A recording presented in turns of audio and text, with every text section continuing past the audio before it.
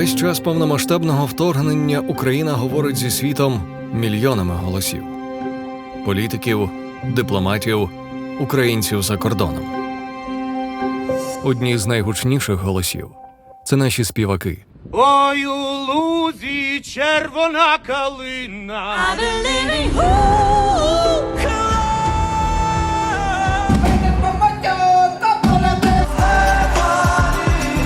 Письменники.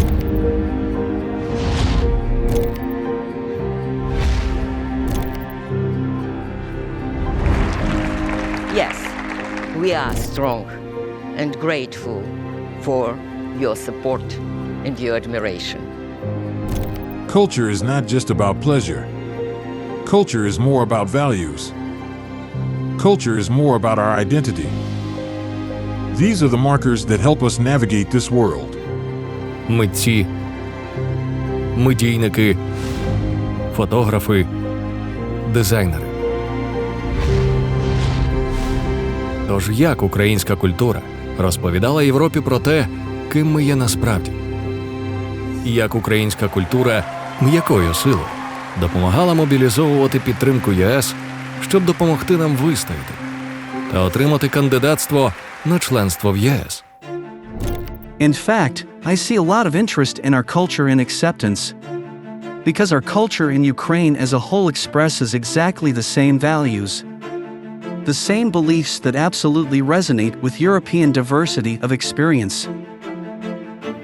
Від масштабних проєктів, таких як українські телемарафони у Варшаві, Берліні та Амстердамі, перемога у травневому Євробаченні 2022 року, до невеликих концертів, виставок і дискусій.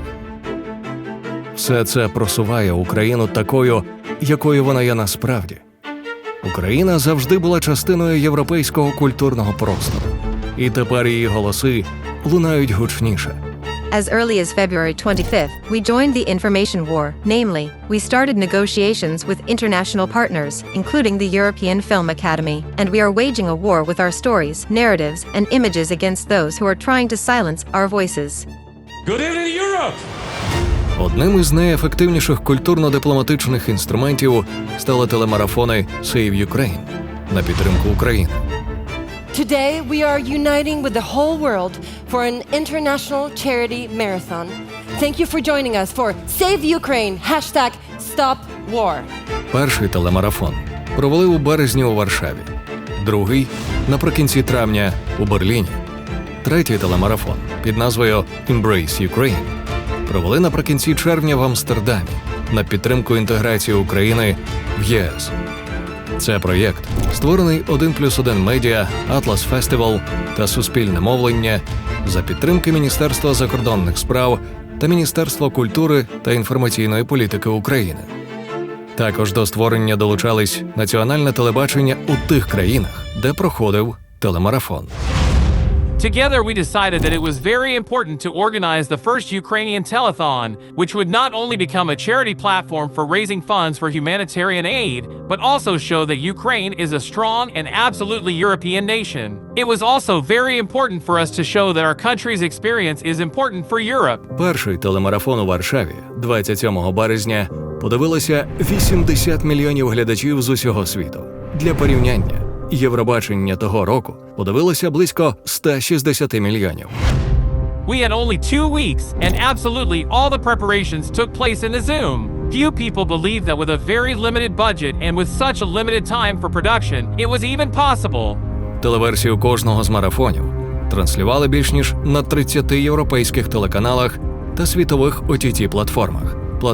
інтернет-телебачення. It was broadcast by all leading Ukrainian TV channels, more than 24 European ones, and anyone could watch it on the YouTube channel 1+1 or the Atlas channel, as well as on Kyivstar TV platforms. Singers, musicians, athletes, and heads of state expressed their support for the Ukrainians. Під час трансляції телемарафонів глядачі з усього світу могли відсканувати QR-код на екрані та перерахувати кошти на гуманітарні та медичні потреби України. Так вдалося зібрати понад 55 мільйонів гривень. Телемарафони показали, що саме від настроїв громадян країни залежить позиція влади і, відповідно, її дії щодо України. It was important for us to show the Europeans what was really happening in Ukraine. And it was important to do it not by crying for help, but by demonstrating our culture. By showing what a cool and developed European country we are. Інтерес до України також яскраво проявився на травневому Євробаченні 2022 року. Стефанія, мамо, Стефанія, розквітає поле, а вона сивіє. Це вже третя перемога України у пісенному конкурсі та перша з повністю україномовною піснею. Стефанія гурту Kalush Orchestra отримала рекордний 631 бал. 12 points go to Ukraine and Slava Ukraine! 439 points. Попри ризик дискваліфікації, гурт одразу після виступу зі сцени закликав врятувати Маріуполь та Азовсталь. Please help Ukraine, Mariupol! Help Azovstal right now! Пошуковий запит слова «Азовсталь» у Google одразу виріс у кілька разів. Так вкотре світ побачив силу культурної дипломатії. In fact, it is much easier to reach hearts through culture than through the news feed. Телемарафони та Євробачення – це масштабні проєкти. Але є ще сотні маленьких культурних пазлів. З перших днів українські митці та мисткині стали голосами цієї війни.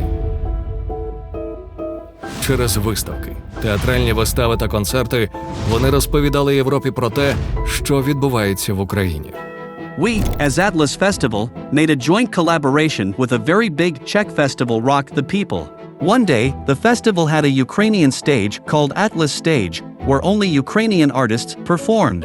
During these performances and during the whole festival, there were collections for charity. Так, 20 березня 2022 року була запущена ініціатива «Cinemade Ukraine», в межах якої показують українське кіно у 40 країнах Європи. «Cinemade» запущена спільними зусиллями Державного агентства України з питань кіно, Української кіноакадемії, громадської організації «Дивись українське», командою Одеського міжнародного кінофестивалю та рядом об'єднань кінопрофесіоналів. Вона триватиме, доки буде запит на такі кінопокази у світі. And now we are working with European partners to complete filming, movies, and launch new projects and events. In particular, this year's festival was funded through the European Union's Creative Europe program. The Goethe Institute and other foundations help us. And Ukrainian films received funding from the newly created European Solidarity Fund for Ukrainian films. Українське кіно побачили глядачі інших кінофестивалів у Норвегії, Чехії, Німеччині, Канаді, Польщі. У Відні відбулася програма української ретроспективи сучасного кіно.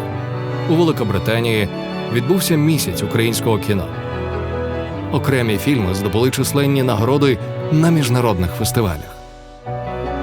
Так, українські фільми «Будинок зі скалок» та «Клондайк» Марини Р. Горбач здобули перемогу у міжнародному кінофестивалі «Санденс» у США за найкращу режисуру у категорії «Світове художнє кіно». The topic of the MH17 international plane crash is an occasion to draw attention to the lives of people during the war in Ukraine.